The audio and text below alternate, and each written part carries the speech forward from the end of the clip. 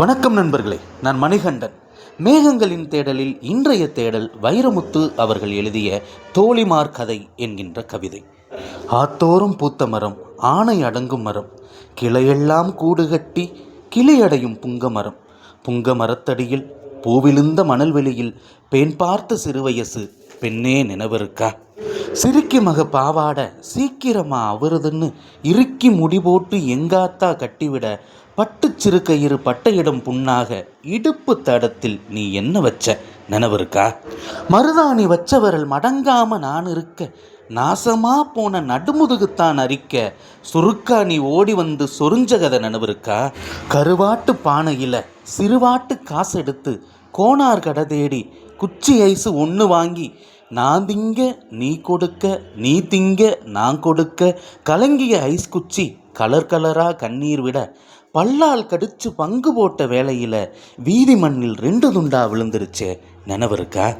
வெள்ளாறு சலசலக்க வெயில் போல நிலவடிக்க வெள்ளை துருவல் போல் வெள்ளை மணல் பளபளக்க கண்ணாமூச்சி ஆடையில் கால் கொலுச நீ தொலைக்க சூடு வப்பா கிளவின்னு சொல்லி சொல்லி நீ அழுக என் கால கொலுச எடுத்துனக்கு மாட்டி விட்டு என் வீட்டில் நொக்கு பத்தேன் ஏண்டி நினைவிருக்கா?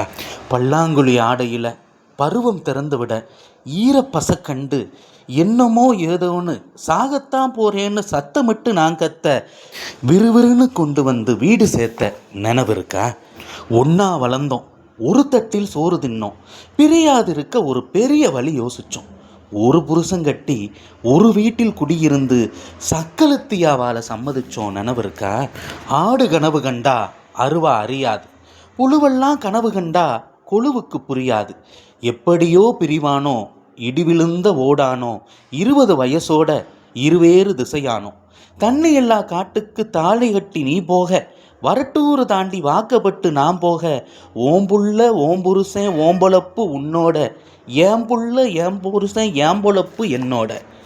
நாளும் கடந்துருச்சு, நரக்கூட விழுந்துருச்சு, வயிற்றில் வளர்ந்த கொடி இப்போ வயசுக்கு வந்துருச்சு, ஆத்தோரம் பூத்த மரம் ஆணை கட்டும் புங்க மரம் போன வருஷத்து புயல் காத்தில் சாஞ்சிருச்சு.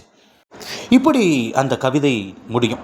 உண்மையிலேயே கிராமப்புறங்களில் இன்றைக்கி இருக்கக்கூடிய வாழ்க்கையை வெட்ட வெளிச்சமாக்கியது அந்த கவிதை அப்படின்னு தான் சொல்லணும். நம்முடைய சிறுவயது ஞாபகங்கள், சின்ன வயசில் நம்ம விளையாண்ட விளையாட்டு, இது எல்லாமே நிச்சயமாக நம்ம மறந்து போயிருப்போம். இன்றைக்கி இருக்கக்கூடிய தலைமுறைக்கு அதெல்லாம் தெரியுமா அப்படிங்கிறது கூட தெரியாது.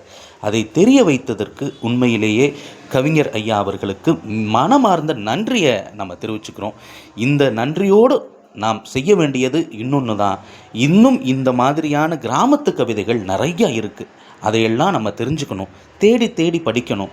படிக்கலைனாலும் பரவாயில்லை, நம்ம சேனலில் அடுத்தடுத்து வர இருக்கிறது. அதுக்கு நீங்கள் செய்ய வேண்டியது நம்ம சேனலை சப்ஸ்கிரைப் பண்ணி ஆதரவு கொடுக்க வேண்டியது மட்டும்தான். அடுத்த வீடியோவில் பார்ப்போம்.